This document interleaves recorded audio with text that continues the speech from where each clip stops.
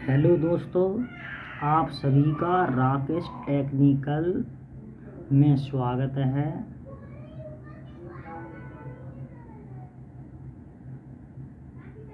ये video injection moulding machine troubleshooting flash in injection moulding.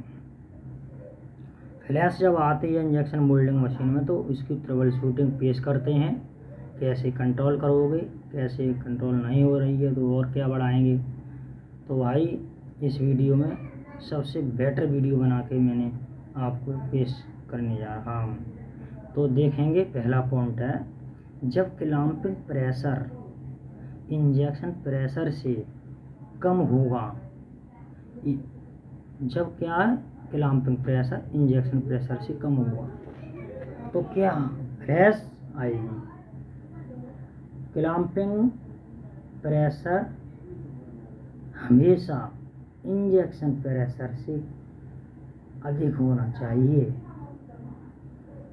क्यों होना चाहिए, रीजन है इसका। अगर क्लैंपिंग प्रेशर इंजेक्शन प्रेशर से कम होगा और कम होगा तो इंजेक्शन प्रेशर जब मारेगा तो मोल्ड खुलने के चांस रहेंगे। क्या हुआ, तो जो मटेरियल है इधर उधर कैविटी से आउट एरिया में निकलेगा तो फ्लैश के रूप में प्रॉब्लम आएगी और मोल्ड खुलने के भी चांस रहेंगे। दूसरा पॉइंट बताते हैं, injection pressure more than clamping pressure. वही आ गई, इंजेक्शन प्रेशर क्लैंपिंग प्रेशर से कम। इंजेक्शन प्रेशर क्लैंपिंग प्रेशर से कम होना चाहिए, समझते हो। इंजेक्शन प्रेशर क्लैंपिंग प्रेशर से कम होना चाहिए, क्लैंपिंग प्रेशर से कम होना चाहिए। अगला पॉइंट देखते हैं, reduce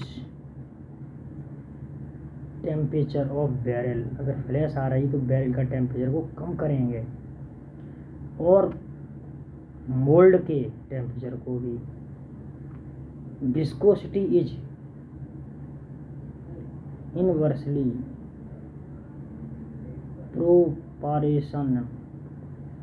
proportional to melt flow. अगला देखेंगे, विस्कोसिटी, इसकी लो विस्कोसिटी मटेरियल का फ्लो रेट हाई होता है। अगर विस्कोसिटी लो होगी तो उसका फ्लो रेट हाई होगा और हाई विस्कोसिटी मटेरियल का फ्लो रेट कम होता है।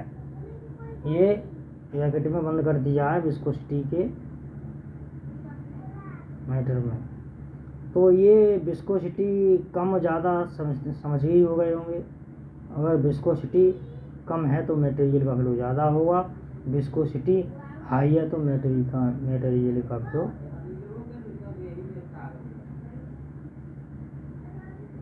हाई विस्कोसिटी है तो मटेरियल का फ्लो कम होगा। ठीक है, अगला पॉइंट देखते हैं, excess charging of materials.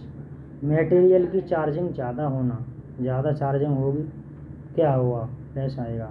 Example के साथ में, अगर आपका प्रोडक्ट 70 mm में फील होता है, 70 mm फील हो रहा है आपका प्रोडक्ट और आप 75 mm मटेरियल इंजेक्ट कराते हो तो जो 5 mm मटेरियल बचेगा वो फ्लैश जनरेट करेगा। प्रॉब्लम इन मोल्ड से रिलेटेड प्रॉब्लम।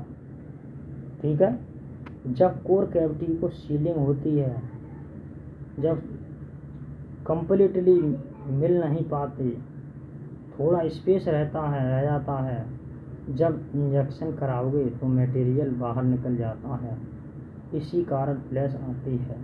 ठीक, अगला पॉइंट देखते हैं, mould bent problem. Proper bent नहीं होगी तो बेंट को मोल्ड में, ठीक, एयर निकालने के काम आते हैं।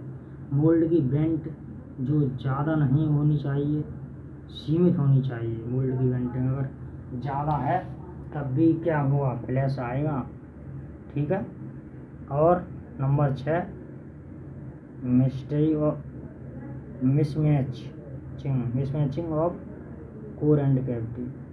अगर कोर और कैविटी आपकी मिस हो रही हो, मिसमैच है, यानी उसका मैच नहीं है क्या, तब भी फ्लैश आएगा। तो कभी कभी प्रोडक्ट पर एक तरफ फ्लैश का ज़्यादा और दूसरी तरफ कम फ्लैश आती है या शॉर्ट हो जाए, मिसमैचिंग है। इंजेक्शन टाइम कम रखना है लिमिट के अनुसार।